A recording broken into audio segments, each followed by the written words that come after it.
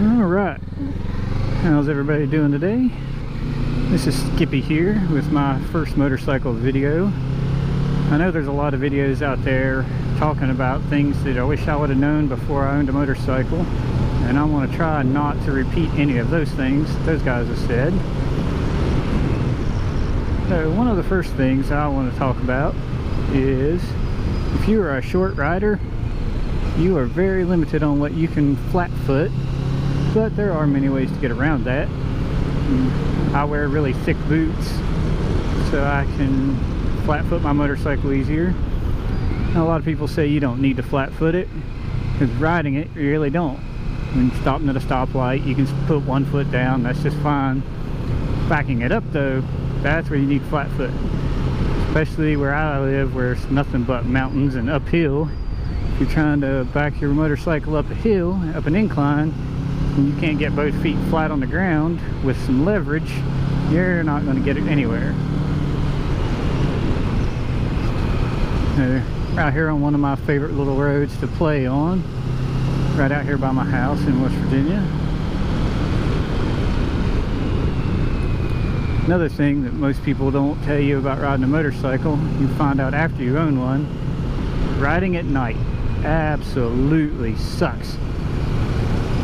I have upgraded the headlights on my little Ninja 650 here, going up to LEDs, and it is still very difficult to ride at night, especially here where every time you turn around there's a curve. So going around the curve, the headlights basically stay right in front of you while you're trying to look through the curve. If you're not looking through the curve, you're going to have a bad day, because wherever you look is where that motorcycle is going to go.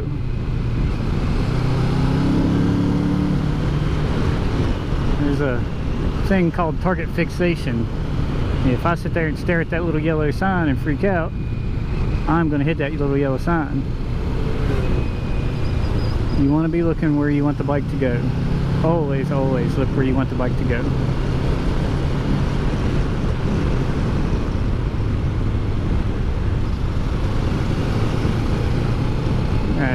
I've ridden a long time, probably about 10 years, and I've owned, this is my 7th motorcycle, and besides the Harley V-Rod, this is my favorite one. It's a 2019 Ninja 650. Doesn't have a lot of power, but it has just enough to be fun, and it's just so light and nimble and can just wobble and weave and go wherever you want it to go. Alright, something else that a lot of people don't tell you about a motorcycle is the front brake. You know, if you're trying to trail brake, you have to be running a motorcycle really hard to be trail braking around a curve. Trail braking is typically used on a track, but there are videos out there to show you how to do it in case you actually need to on the road. I typically don't. I've found it hard to find a curve to hit hard enough where I actually need to trail brake, because I'm not out there trying to drive like an idiot.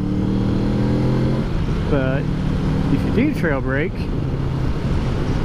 what causes a lot of accidents in curves, and typically if a motorcycle is involved in a single vehicle accident, just the rider, typically in a curve, they've tried to take it a little too fast, they've grabbed the front brake and squeezed it too hard.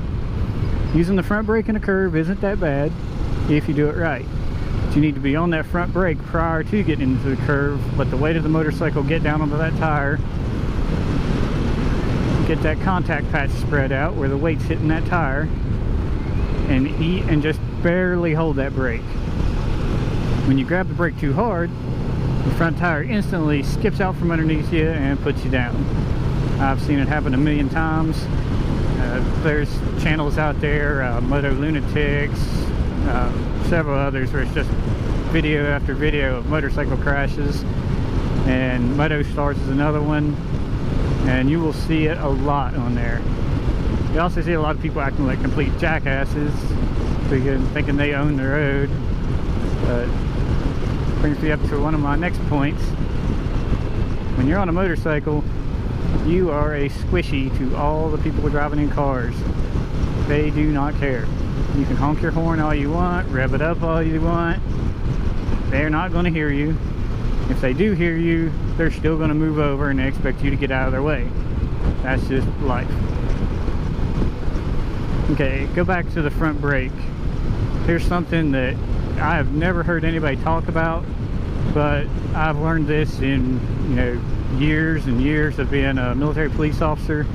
I'm a National Guard soldier, 20 years of service, a little more than 20 years. I do work full-time for the National Guard still. But something nobody ever talks about is your pinky finger. In the motorcycle safety course, they talk about using all 4 fingers on the brake. But something I learned about handling a handgun for years and years of training is your pinky finger is one of your strongest fingers. When we shoot qualification courses and everything like that and do all of our weapons training, we try to keep our pinky fingers relaxed, because your pinky finger can throw off your shots without you even realizing it. Same thing with the motorcycle brake.